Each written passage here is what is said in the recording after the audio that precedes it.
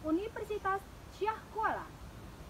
Assalamualaikum. Waalaikumsalam warahmatullahi wabarakatuh. Apa kabar anak-anak Ibu? Baik, Bu. Alhamdulillah semuanya sehat ya. Jadi untuk memberkahi proses belajar kita pada hari ini, silakan ketua kelas dipimpin doanya. Berdoa dimulai.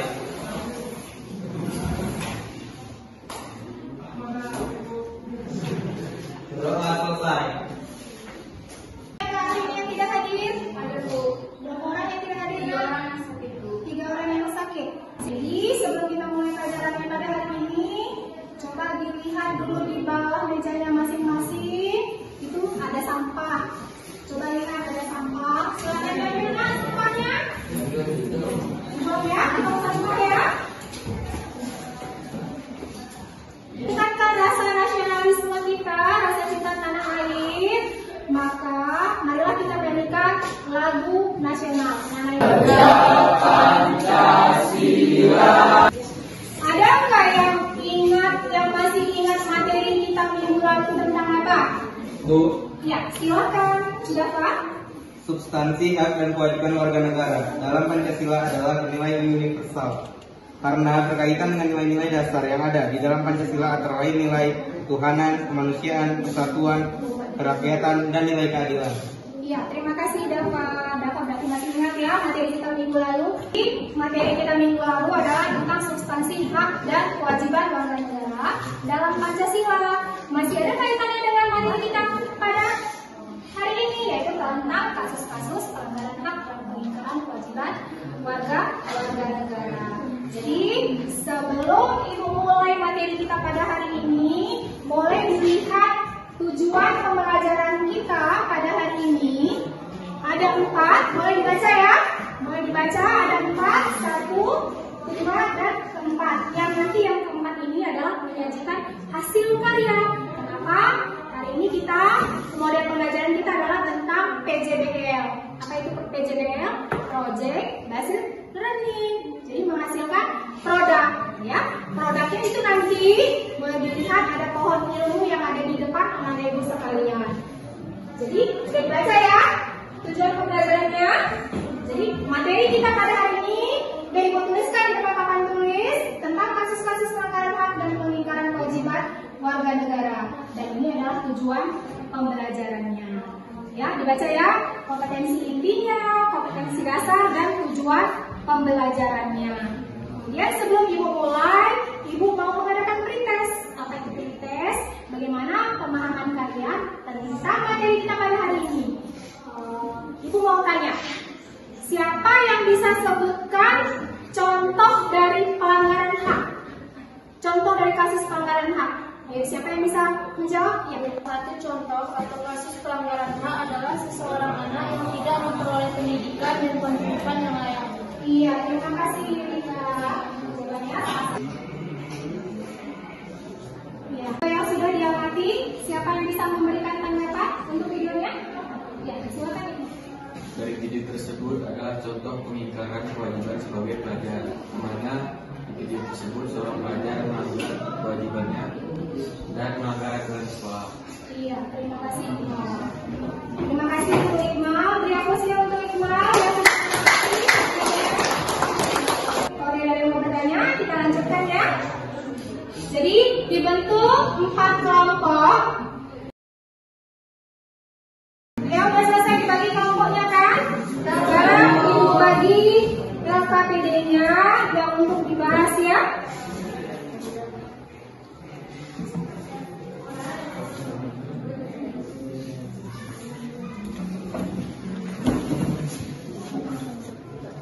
Ibu jelaskan dulu. Boleh dilihat di LKPD-nya, di situ ada petunjuknya. Jadi dari soal yang ada di LKPD itu nanti yang dibahas bersama kelompoknya. Kemudian hasil diskusinya ditulis di kertas origami yang sudah ibu bagikan. Kemudian nanti dipresentasikan.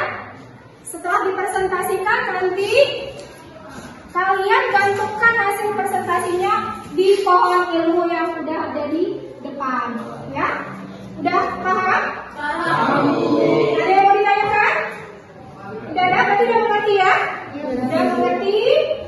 Silahkan dikerjakan. Waktunya 20 menit untuk mengerjakan di LKPD itu.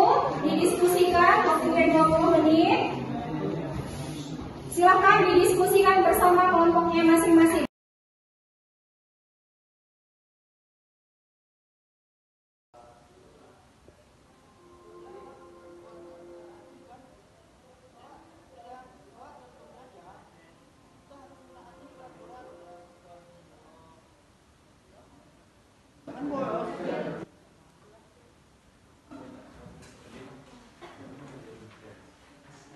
Ada yang nggak ngerti? Boleh ditanyakan.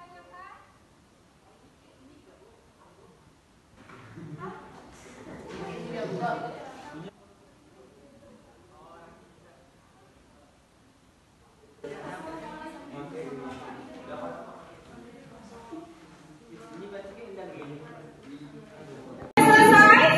Sudah selesai diskusinya? Kelompok Bhinneka Tunggal Ika mana? Ya, silakan kelompok Bhinneka Tunggal Ika untuk mempresentasikan hasil diskusinya. Kelompok Bhinneka Tunggal Ika ingin mempresentasikan hasil kerja kami. Nomor 1, muara dalam kertas origami mengenai eksploitasi anak terhadap pelanggaran hak warga negara.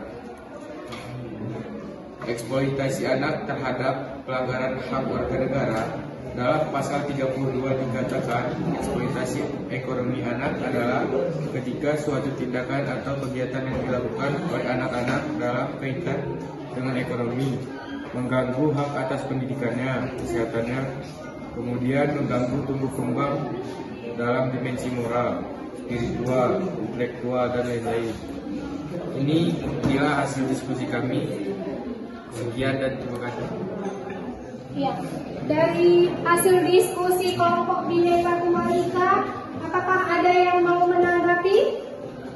Ya, silakan. Pasal berapa yang terkait dalam kasus tersebut? Eksploitasi anak menanggapi dari pasal 31 ayat 1, 2, dan 3. Bagaimana dari kelompok? Terima kasih. Pertanyaannya boleh disimpulkan dari hasil diskusinya. Silakan disimpulkan. Jadi kesimpulannya adalah pelanggaran eksploitasi anak adalah salah satu pelanggaran yang berat dan dapat dibawa ke ranah hukum. Terima kasih untuk kelompok Bhinneka Tunggal Ika. Berikan aplaus untuk kelompok Bhinneka Tunggal Ika. Terakhir ya, kelompok apa tadi? Undang-Undang Dasar 1945. Silakan untuk mempresentasikan hasil diskusinya. Assalamualaikum warahmatullahi wabarakatuh. Di sini kami ingin menyampaikan mengenai hasil diskusi kami yang berkaitan dengan pasal dalam Undang-Undang Dasar tahun 1945 mengenai keterkaitan antara korupsi dengan pelanggaran hak dan pengingkaran kewajiban terhadap warga negara. Tindak pidana korupsi sangat merugikan keuangan negara atau perekonomian negara dan menghambat pembangunan nasional, sehingga harus diberantas dalam rangka mewujudkan masyarakat adil dan makmur berdasarkan Pancasila dan Undang-Undang Dasar 1945. Atas dasar pertimbangan tersebut, perlu dibentuk undang-undang yang baru tentang pemberantasan tindak pidana korupsi. Dasar hukumnya adalah pasal 5 ayat 1 dan pasal 20 ayat 1 Undang-Undang Dasar 1945.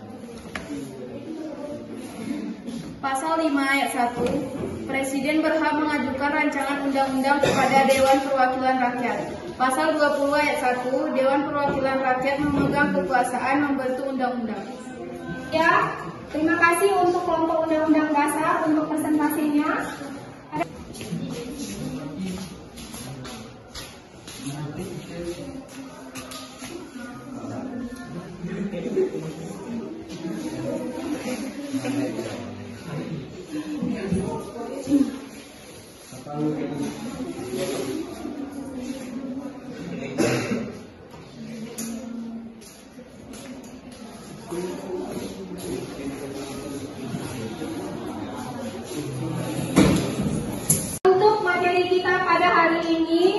tentang kasus-kasus pelanggaran HAM dan pengingkaran kewajiban warga negara. Siapa yang bisa menyimpulkan?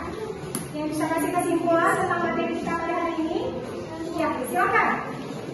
Kesimpulannya adalah contoh pengingkaran kewajiban warga negara: membuang sampah sembarangan, tidak membayar pajak, merusak fasilitas umum, tidak berpartisipasi dalam usaha pertahanan dan keamanan negara.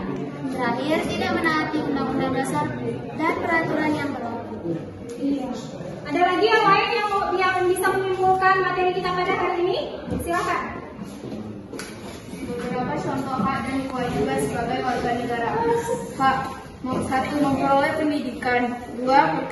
Memperoleh pekerjaan. 3. Berhak untuk hidup dan mempertahankan kehidupan. Kewajiban: 1. Membayar pajak. 2. Menjadi saksi apabila diminta dalam proses hukum. Kita pada hari ini mengenai kasus-kasus pelanggaran HAM dan pengingkaran kewajiban warga negara. Sebagai seorang warga negara, kita harus tahu hak dan kewajiban kita. Laksanakan apa yang menjadi kewajiban, serta perjuangkan apa yang menjadi hak kita. Pelanggaran hak warga negara terjadi ketika warga negara tidak dapat menikmati atau memperoleh haknya sebagaimana mestinya yang ditetapkan oleh undang-undang. Pelanggaran hak warga negara merupakan akibat dari adanya pengingkaran terhadap kewajiban. Kemudian penyebab terjadinya pelanggaran hak dan pengingkaran kewajiban warga negara: yang pertama, rendahnya kesadaran berbangsa dan bernegara. Yang kedua, penyalahgunaan kekuasaan. Dan yang terakhir adalah ketidaktegasan aparat penegak hukum.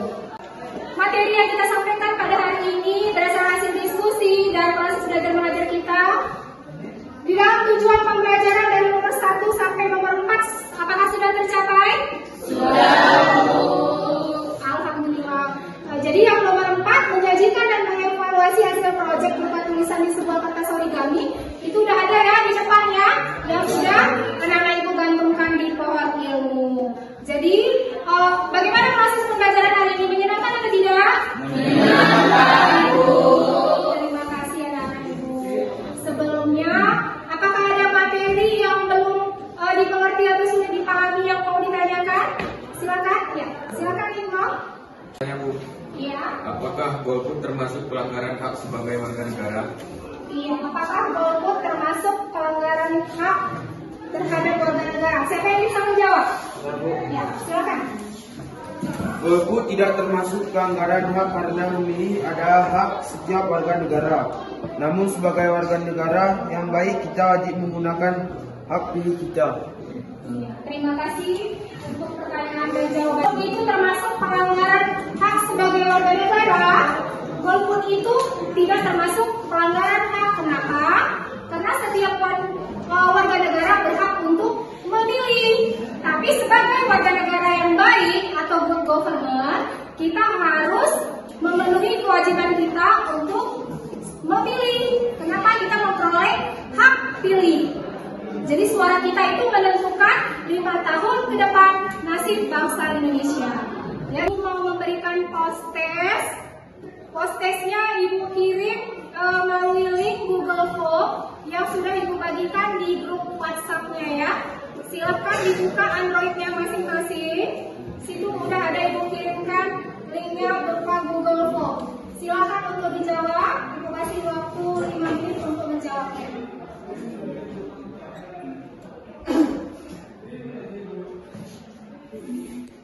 Jadi sebelum Ibu akhiri pembelajaran pada hari ini, Ibu mau memberitahukan materi kita minggu depan, yaitu tentang perlindungan dan penegakan hukum di Indonesia. Untuk mengakhiri kegiatan belajar kita pada hari ini, marilah kita mengucapkan syukur alhamdulillah.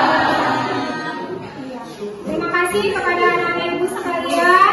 Ibu akhiri, wabillahi taufiq wal hidayah. Wassalamualaikum warahmatullahi wabarakatuh.